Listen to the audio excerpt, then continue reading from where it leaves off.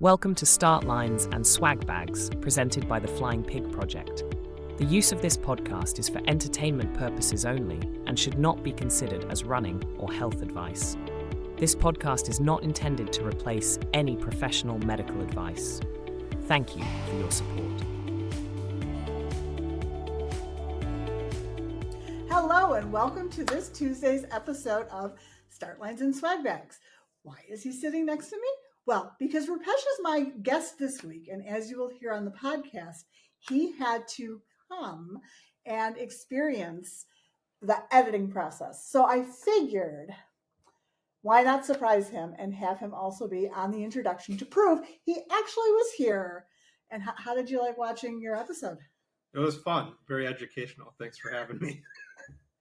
So we did. We had a blast, and we were able to review the episode and decide together as a committee what we were going to remove. Which like I said, normal guests don't get that. But if you want to do it yourself, then you can do that. And he did at the end of the episode that you'll hear ask for something very specific, and I wanted it to be on record that he got it. It's the official Start Line and Swag Bag magnet. Thank you so much. Thank you so much. So it was a lot of fun. Thank you. And we hope you enjoy. Yes, hope you enjoy the episode. And thanks for listening. All right. Hello and welcome back to the second Tuesday guest episode of 2025. And this one's going to be very different. I have to tell you, because some of you know the saying, those who can do, those who can't teach. Well, I mean, we do know I'm a special education teacher for obvious reasons, but I had a friend reach out to me because they know I do a podcast, and it's something that they're looking to do professionally as part of professional things, which clearly this format is not. So I said, you know what we should do? Let's do a do-it-yourself project. So I'm going to bring out my guest in a second, but the fun thing is not only is he going to be the guest, he is going to have to watch me painfully, time-consumingly edit, which is going to be very entertaining. All right, but we are going to bring my friend Rupesh to the pod. Welcome on. Thanks so much for having me. And do I get points for being the quickest to be ready, the least prep? Yes. So fair point. See, I know he's listened. Senya, a few weeks back, you and I were joking about this actually. She made a comment that we were the PR because we took 27 minutes to get going, and she's in tech, and that's fairly embarrassing. And I will tell you, I think tonight is the first time that we've started and we're off and running. Now, I know you probably like to give yourself credit for that. I'm going to take all of it. It has nothing to do with, me finally figuring out what I'm doing. But we are going to start. You do have to introduce yourself and share whatever you would like about yourself. Sure. I'm Rupesh Patel, and a little bit about me. I'm a physician, doctor. I do what's called maternal fetal medicine, which is basically layman's terms of high-risk pregnancy care. So I always joke, most people who've never needed me don't know what I do, but those that have do. So it's on top of an OBGYN residency, which most people know what that type of doctor is. In terms of my running journey, I was thinking about it in terms of preparing for this interview, and I think I'm a little bit of a later bloomer into running, and I didn't start running until probably my 30s. I think when I was in training, some people have it as an outlet and used it, but I think I was just busy with life. And I'm going to say I had something I prepped here because I was trying to think what would be my title if we did this, and I'm going to put this up. I thought about it. there's got to be some people, I've seen your interviews, and it's like people who have like done 6 stars and stuff, and I've done stuff. So, but I'm gonna say like running's hard. Like running is hard, and I think that I have done a marathon, which I'm proudly displaying, so that puts me in the 1%. But it's not easy, and so my journey started in my 30s. Actually, I was on vacation, and I was more of an elliptical and weights type of person, and I think we were at a resort in Mexico, and the only machines available were treadmills, and that's how I started it. And then once I started going, I just kept going. um, I did my first half marathon when I was actually 40, which was 10 years ago. And I don't know when we bring these things on, but I'm just going to bring it on. This Fox Valley Marathon, half marathon, in St. Charles. And that was my first one. And since then, I've probably done about 21 half marathons. And I did the Chicago Marathon, which you can see behind me. I'm sure we'll talk about that. And First of all, I need you to hold that back up again because I'm going to talk about what you held up, because one thing I learned from you, of course, is that Apple doesn't have video, that the video is only on the Spotify version. So hold that back up so I can see it again. And then I'm going to describe it. So while he's pulling it up, if you happen to be a fast tracker,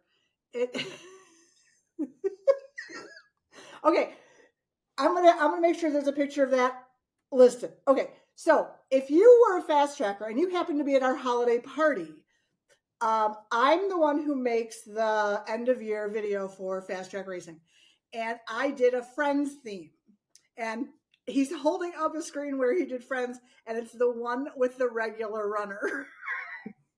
I did remember you did that because I was at that party. First of all, the fact that you remember that it was the Friends thing, that I have to admit, I have that video on my computer, and every so often I just watch it because it was a great video. I mean, look, there's no shame in complimenting the host of this. Imitation is the greatest form of flattery. There are questions, and I did send you those questions. Do you remember in that email? I did ask. It's not how do you know me, but do you remember like first meeting me?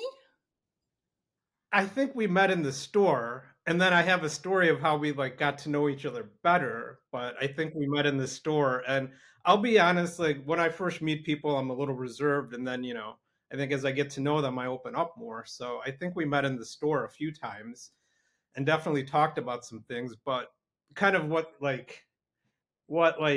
remember more, I think it was 2 years ago, probably.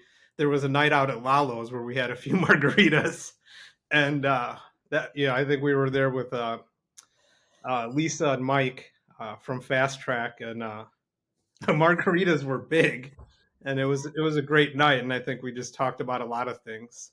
Yeah, it's funny because I try to guess what your answer to that question is going to be. I've only been right about half the time, but for you, I was correct. That's what I thought you were going to say. All right. We met before that, but I feel like that's kind of like when we started talking more. And no, 100%. And it was because you were training with Lisa in the Kara training for the marathon. Yes. Yeah. And that's and she knew I lived close, and so we all got together over there. And yeah, but those margaritas were the best. They were. And they were huge. All right, I missed those. Okay. I'm trying to remember what swag. Oh, swag. Swag. Yeah, the word that's actually in the name of my show. All right. Best swag? So, best swag, and I was thinking back to some episodes ago where I think you defined swag as like, you had a nice technical definition of it, was something you got because you signed up for a race, and so it could be anything. And so I guess for me, like running like races, like sure you get sweatshirts and these things, but like I think for me it's also the memory of things. And so like hanging behind me was the little lining you got for finishing the Chicago Marathon. And that's the first and only marathon I've done. And I'm going to just show one other thing. A picture of me, like after the race. Obviously, I'm looking very happy because I just finished a marathon. But, I think that was like probably, it's a cool keepsake. You know, maybe people who didn't run the race could have grabbed them. So you didn't technically have to sign up. But, I think, that would probably be, one of them. And I know sometimes people give other answers, and I'll say, like, the first race I did, Fox Valley, they give legacy medals. And so I've done it. This is in order. So this is, they were hanging on the wall, but I've been moving stuff around. So this was the second year of running it. And so each year you get something. And then the last year was, holding it up to the camera here, 11 years of running that race. And so I've run it every year. With COVID, there have been some virtual ones. And so the 11-year finisher, I put a little color distortion in there so you could see the cup, but it was a little like a whiskey glass. And every year they gave something. They gave a half zip. They gave a medal rack. So I think that was cool in terms of like some of my favorite medals. Obviously, I got Chicago Hagen behind me, and then another cool one that I have is from Las Vegas. That was my second half marathon that I did 2 months after the first one. So Las I Vegas like is that one. yeah, it's one of my favorite cities, and so I think that kind of goes in there. And now hold that back up. So the last one, see, again, hi, remember, half the people aren't watching us. So you have to describe the medal. Sure. So it's got basically like 3 cards, and in the corners of the cards is the date of the marathon, which was 11/16/2014, and it's kind of Vegas theme with like playing cards. And it was run by Rock and Roll Series, which it still is, I believe. That I like how that's the date. See, that's why you have to explain, because I wouldn't have known. That's cool. And don't worry, everybody. Yes, pictures. We will have pictures. There's always pictures. All right. Do you have a worst swag? So I got a couple things. And so again, I feel like any race you do, if you're getting something, it's cool. But then I'll just say, like, thinking about this, I was like, I'm going to put something up. I don't know if I'm going to. And so I'll just say, like, a general category for me would be like these large, chunky medals specifically. And I think running period is great. I'm going to say this. I'm going to qualify all of this so no one's offended. But I will say medals for 5K races is a little like, I mean, that's kind of my general category. Like, I have a lot of medals, and so I can't throw them out. And it's just, I feel like maybe 5K should give something more. Like, I don't know. What was the medal in your hand? Okay, you want me to turn it around? It's a great race. It's one of my favorite races. So, anyways. Oh God. You know what? I have the exact same medal from last year, and yeah. So we can talk about that later, and we'll cut that. Okay. But so we're talking about worst, and so you've talked about some of the medals you do get at the 5K. I joke that I think somebody goes to Oriental Trading Company and orders like 1,000 for $10, and that's fine. But you have another worst swag. Again, so this is like specific to me. And so, when you go to the races and you get these bibs, on the bottom of the bib is a ticket for gear check and then for beer. And so I will just say, for me, like, I'm not a big beer person. So I guess, that's my one thing. And, I know why they do beer. It's because, a couple things. One, that it's got carbohydrates, but every other thing that you get after a race is carbohydrates. And two, it's a diuretic. So, I brought some of my favorite spirits on, because nobody's brought alcohol on your podcast. So, wait, you are first of all, please describe what you have. I have a bottle of Tito's handmade vodka from Austin, Texas, my go-to. And then kind of my more curated one, specialty one, which is a Kettle One botanical grapefruit and rosé or rose vodka. Um, Because we did talk beforehand, and we were going to toast, and I said I'm going to bring the rum and coke, and I'm going to tell this story. And I did joke with him that it was just going to be coke, because if I had rum and coke and tried to do this podcast, I mean, have you seen me at a fast track party? yeah. But I also texted him today and said, I think somewhere in my house I have the little airplane bottles of rum, because I really, really think that's going to help tonight. Unfortunately, I didn't have it, but cheers with. I do have the Coke, part of the rum and Coke. So cheers for that. Okay, so that's swag. What do I ask next? Advice. So now, I do issue a disclaimer before every episode.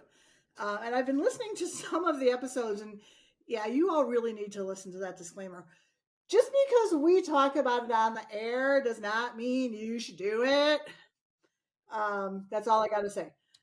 But I love the fact, first of all, I love the fact that you're showing yourself as the average runner, because why did you pick average? I don't,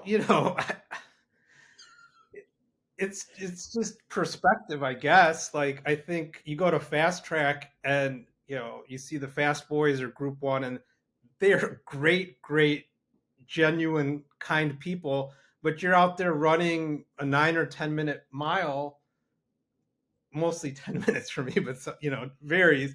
And they're just zooming by you, like not even sweating. And it's just like, it's just impressive. Like, so I mean, and every time they do Zoom around you, they always say hello or good job.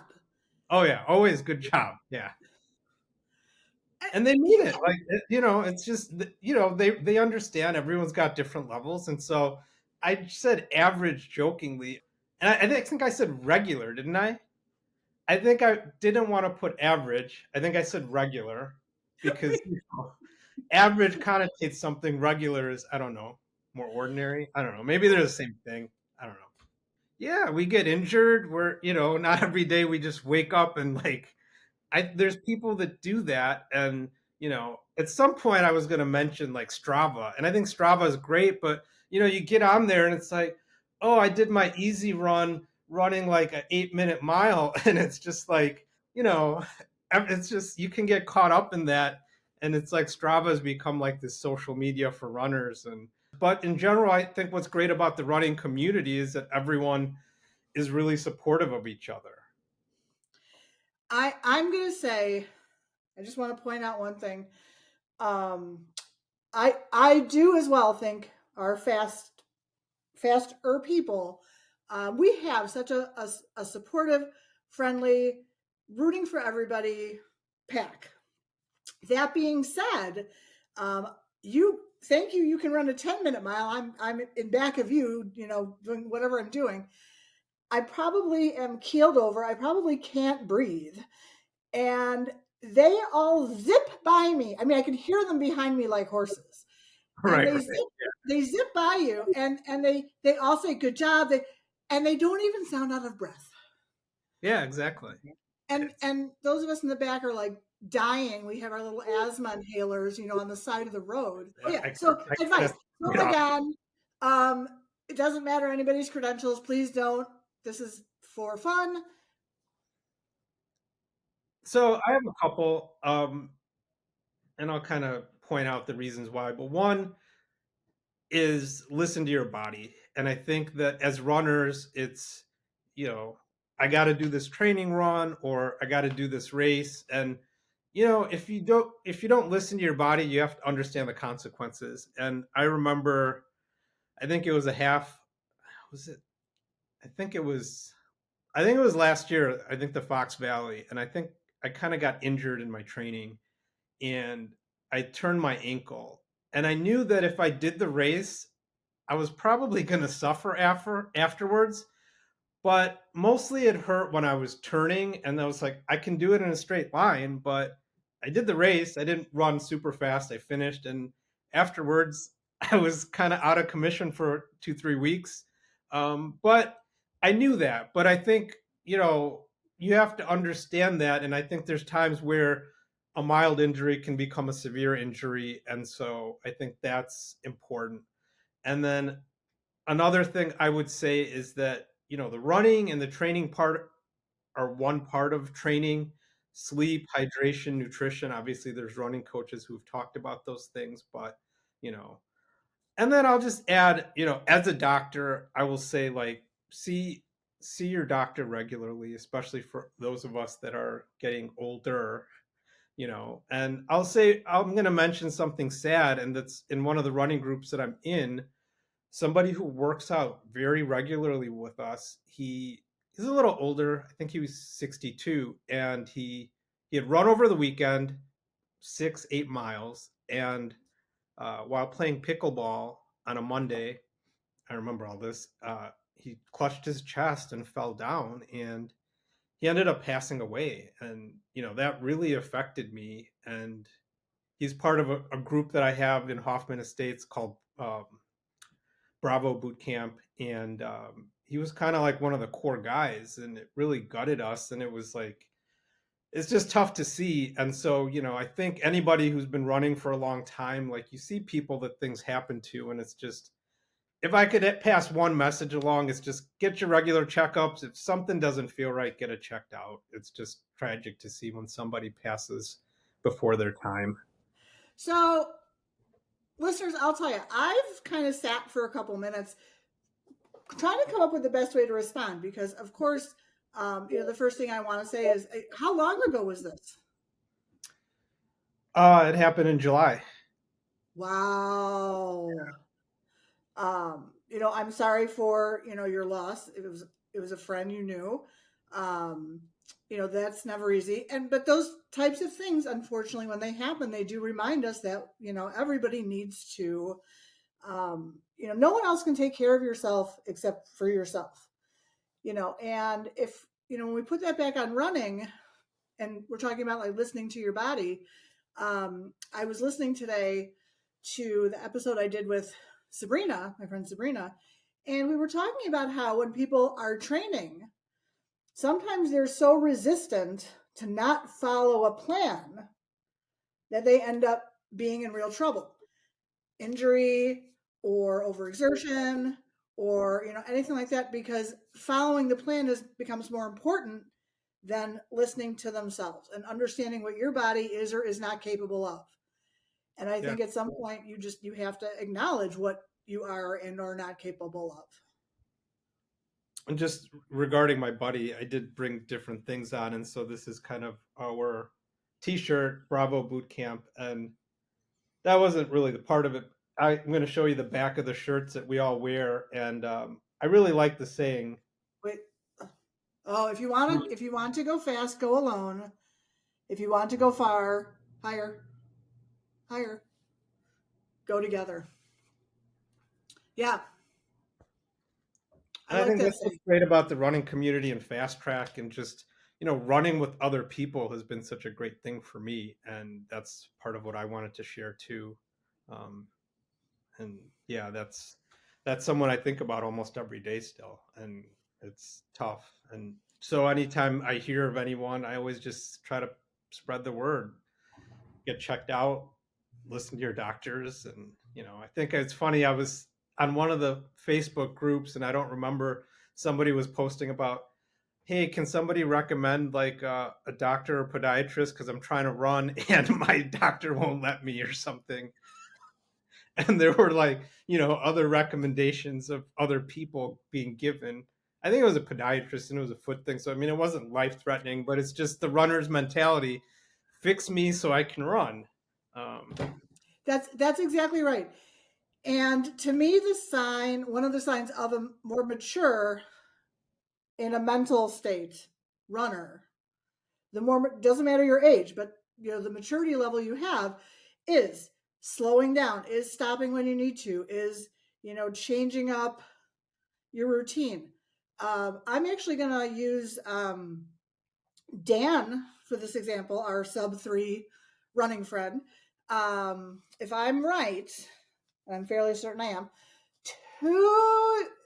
in the last year and a half, he suffered an injury, and for a month he was on that rower Yeah, I remember. for like Yeah. an hour to an hour and a half every single day to keep his physical um, level, not the right word, up. Whole bunch of words I can't come to mind right now. And he took the time, he knew what he needed to do, and he came back stronger than ever. And this is somebody who I can't even imagine how he felt being on a rower for a month. Yeah, yeah. And right, there's a mental cost of it too when you can't work out or run or do what you want to do and do it the way you want. So, that But shouldn't you be have to understated trust either. it. Yeah. You have to trust it, and in the end, you will be okay. All right. Did you have bad advice? Yeah, I thought about bad advice, and I think I've heard you mention on other episodes, which I think is true. Not all advice is the same for all level of runners, which I agree with. I'll say my I don't know if it's bad advice or maybe bad experiences that you can pass on would be, and you know, I'm gonna just tell a personal story from my early days of my running, and it's gonna be related to this, and so You you have to know, say what this is if this you're is holding it this up. is the Las Vegas Half Marathon, and I'm gonna say that most people when they go on like destination trips to run, they get there um, a day before the race or 2 days. They go to the expo, they kind of chill out, then they run the race, and then they spend a couple days in the city hanging out. I did the exact opposite. It was Vegas. The race was on Sunday, and what's interesting about the Vegas half, I think it's still the same way. Is it's run on the strip, or you finish on the strip. Although I think now they're finishing downtown in Old Vegas, but it starts at 4 p.m. So it's an evening race, and so I think we got there. I brought like friends, family. Got there like Thursday night. We were like out in the clubs like till like 4 a.m. Thursday night, Friday night. Race is Sunday. It's 4 p.m. So I'm like, okay, like, I don't have to go to bed early. So we're like out, and it's like 1 a.m., 2 a.m. I think I was drinking, but I might have stopped at like 10 o'clock. And I think, somewhere around 2 or 3 in the morning, my cousin was playing a table game. I forgot what, and he won like $5,000 or something. And then it was like 4 a.m. and I'm like, okay, it's 4 a.m.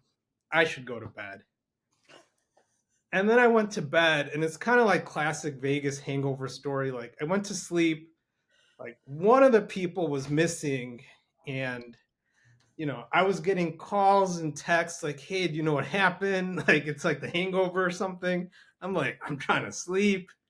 It turned out like surprise, surprise, this person was met somebody and was with that person, and their phone died. So incommunicado, you know, I woke up, you know, I did the race. It wasn't my best race. It was only my second half, but I think, this part of, the lesson or educational point is like, even, and I was younger when I did this, but like, get some rest before a race, like, and also to segue on that, there's times where like, you might not have trained much and like, oh, I'm going to do this 10K or I'm going to do this like straight cold without prepping for it or try to PR this without training. And it's just, you know, you have to respect, running and give it what it's owed. And so I would say that was my bad advice or don't do what I did story, I guess.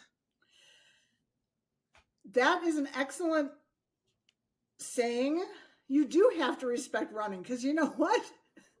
Running's going to kick your ass in the end. Running's hard. It kicks my ass every day. So I I wish don't I know was one what. of those people that just, rolls out of bed and runs, 10-mile easy run, but I don't. I'll have to look back. I don't know whose episode it was, but we were talking about I do know it was Marty and Liz. We were talking about running, and we were talking about how much it sucked when we're doing it and how it's hard and all of this. And we're joking that this is a podcast, about running, and you should do it. You really shouldn't. We're busy talking about how much it just sucks. Because in the moment, it does, but embrace the suck. Exactly. So embrace the suck. All right. Favorite race distance. I've heard a few people say this, and it all kind of seems to go to the same answer. And I'm going to say probably similar. And I don't have one of those medals near me, but I'm going to say 10 miles. And so I've heard a lot of people give similar answers. Some have said half. And again, for me, like, I like doing halves, but I'll be honest, like every time I do a half, I'm like, am I going to finish? Like, I think I'm going to finish, but like, it's a half marathon. Like, I don't think of a half marathon as easy. Like, it's 13 miles. Like some people, and every half marathon I do, like, and maybe this is my training, but like mile 10, 11, 12, I'm just like, it's kind of like the end of a marathon, I guess. But, it's just like, I've done 10 milers, and I'll say my favorite 10-mile race, which I've done at least a half dozen times, is a Soldier Field race. It's a flat out and back. You finish inside the stadium on the 50-yard line. And so I like that distance. I feel like, I don't ever feel with that race like I'm going to like crash and burn at some point. So I like the shorter races. I don't do 5Ks as much anymore because I feel like you have to, like, if I'm racing them, you have to like sprint them, and that's not my forte. I've done that. And so I guess I would say for me, 10 miles is probably my favorite. So why is Rachel laughing? All right. So, when you said 10 mile, actually, every time somebody says something other than a half or a 5K, the race Rolodex in my head starts to turn. Someone, we were talking about 8Ks, we were talking about 15Ks, so when you said 10 miler, the brain went going, and that is not the first 10 miler that came to mind. There are a few. Yeah, there are a few. The first one was the Lakefront 10 miler on the Kara circuit. Have you done the Kara 10 miler? No. Oh.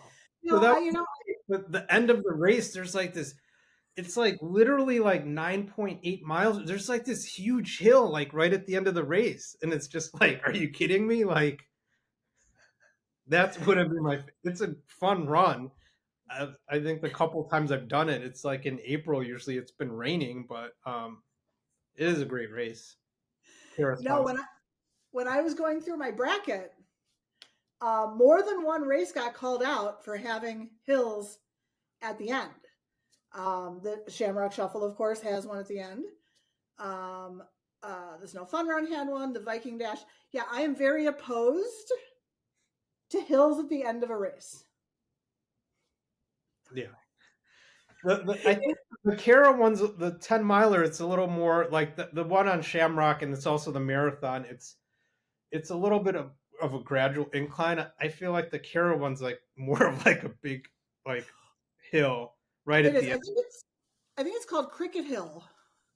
Yeah, I don't know. I think it is called Cricket Hill, and yeah, I have seen many pictures of people doing that last. Famous person that you would like to meet, runner, athlete. Yeah, so I thought about this, and I can't say like I've read tons of books, so I'm gonna go. I've listened to a few episodes and I don't remember all the answers, but I guess if you're gonna ask, I'm gonna kind of go. I'm gonna give you two slightly different answers, and one would be the classic Kipchoge. I don't know how you pronounce Kipchoge. Yeah, him. No, I know him. Kipchoge. And I was thinking about him, and like I was gonna say one of the things, I looked at some of the things that he said, and I think one of my things that stuck with me in terms of like things that he said was the best time to plant a tree was 25 years ago, and the second best time is today. And I think that's just a great phrase because it's just, we can always live in regret, but today's a new day and we can always kind of move forward. And he's done so much for running. Like, he's considered kind of the all-time great in terms of marathon runners. So that's one answer. And then honestly, like, if you're like, who do you want to meet or talk to? Like, I would say, like, there's people in the Chicago area that have just done amazing things. And so, when I think about like fast track and I think about like Dan O and what he's done, or even Matt, and like, and then I'll say something like Grace, like somebody at that age, 70 plus, who's like running marathons, like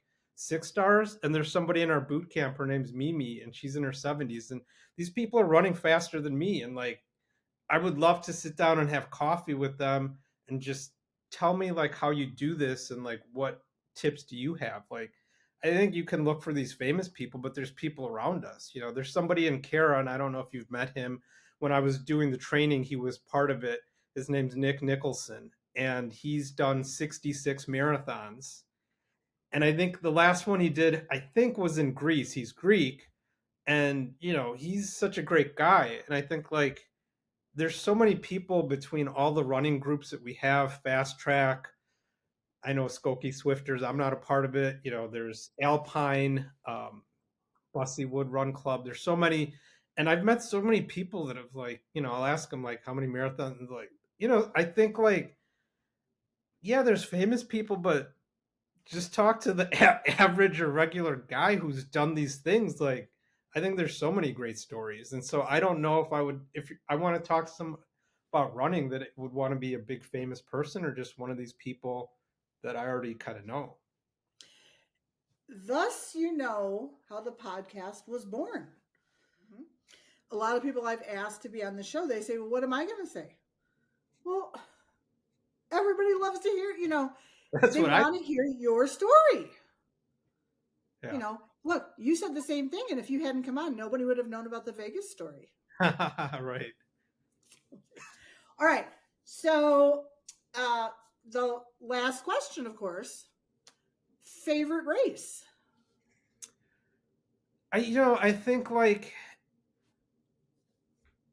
everyone's probably got different answers. And so like, I think like, in terms of what I'm going to remember, and actually there's one piece of swag I forgot, and I'm going to grab it. And so this is like, I didn't even know about this. So this is a results book from the 2023 marathon. And somebody told me, I didn't know this, and they sent a picture, and I'm in there. Oh my gosh. And that's Allie and Larry, who are part of like my boot camp group. And so I will say, probably because it was a marathon, it was my first, I don't know if I'm going to do another one. I'm going to say, and that was like the t-shirt that, those two carried me through. Both of them have probably done at least 5 marathons. And I will say that I got a little injured in my training, so I never walked the marathon. We ran, and we started off saying we're not running for time. We're just gonna, and everyone who I've talked to was like, don't run it for time. So like mile 1, I think somebody took a bathroom break for 5 minutes, and I'm like, okay, we're not running for time. This is like a 5-minute bathroom break. There were probably like 45 minutes of breaks in there. I don't know, but like we stopped, take pictures with family. We just kind of had a good time. But I will say, like mile 20, like I was dead. I couldn't walk. Like, I mean, they wouldn't let me walk. I was like, just go on without me. I knew I was going to finish. I don't know how. And those two stuck by me, and they made sure I finished. And maybe the last half mile, I kind of started picking up speed, but it was rough. In terms of most memorable, I would have to obviously say the marathon, and that would probably be my favorite experience I've ever had. And even if I hope, maybe one day I'll do it again, I don't think you can ever, replace the first time of doing it. It was such a great experience, and I learned a lot. And, the training's hard, but, when you're mentally in it, you do it. And then everyone's like, you're going to do it again. And I'm like, I know what the work takes. So it's just like, it's hard, and I see all these people from Fast Track, and like they do it every year, and it's just like, man, that like totally kills your summer. It's just, it's hard to have a life outside of it. But, I think, for me, probably I'm going to say the marathon. Wait, can I ask you a question before we end? Yes. So I see, this is a podcast about swag, and I see some people like posting a picture with like a little sticker or a magnet. I was a Yeah, guest on this podcast. Do I get some swag? you do. You do. But so you have to edit your episode first. Oh darn. There's a catch. I think you did very well. Thank you. I think you're going to have a great time learning how to edit this episode. I look forward to it. And if anybody else is listening and you're looking for a little do-it-yourself project and you want to be on and then come edit it, I'm all Or in for that. if someone wants to start a podcast, you were honestly a great resource. You gave me some good information. I think I taught you a thing or two about the video not being available on certain formats. But no, honestly, you're great. And you taught me a lot of things that I didn't think about. And I appreciate it. And I'm going to try to take this into a little bit of a medical podcast for an organization I'm helping. And so I really appreciate it. Well, first of all the thanks for that. I do take those compliments, and I absolutely will. But then I'm also going to give some shout outs. I'm going to give the shout out to, of course, Marty, the editor, who, if he hadn't hopped on and worked through a lot of things with me, I would not be able to help you. And the librarian herself, Ashley Daigle, who did for me what I'm trying to do for you. So I love it. It's just a whole different kind of community.